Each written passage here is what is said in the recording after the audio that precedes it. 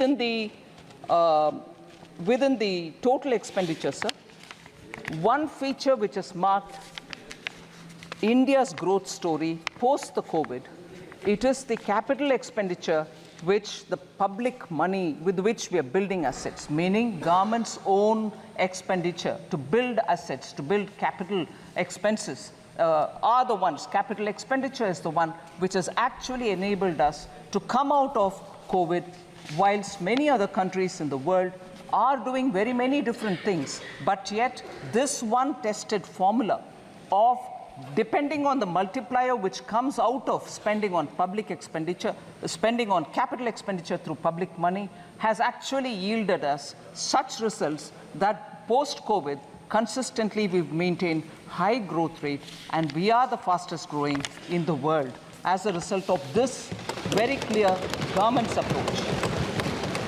And in that total expenditure of 48.21 lakh, 11.11 lakh go for capital expenditure.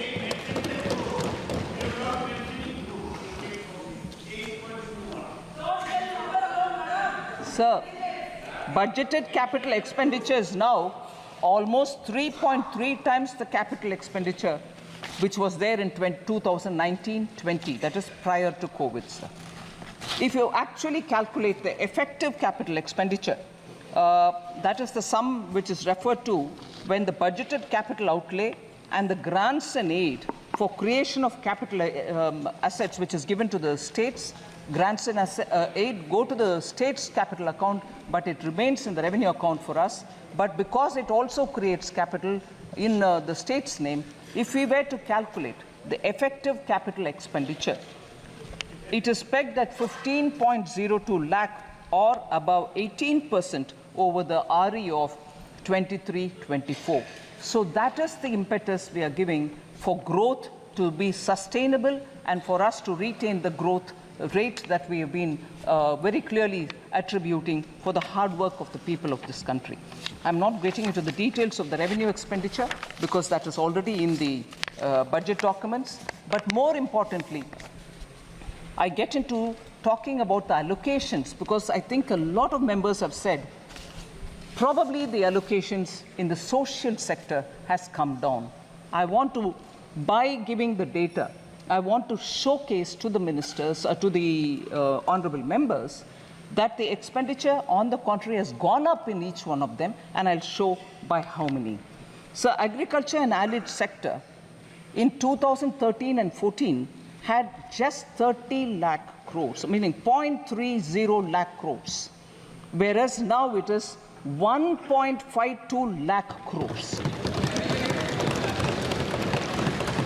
It is even 8,000 crores more than the last year, which is 23-24. So even over last year, we have made an increase and not brought a reduction in them.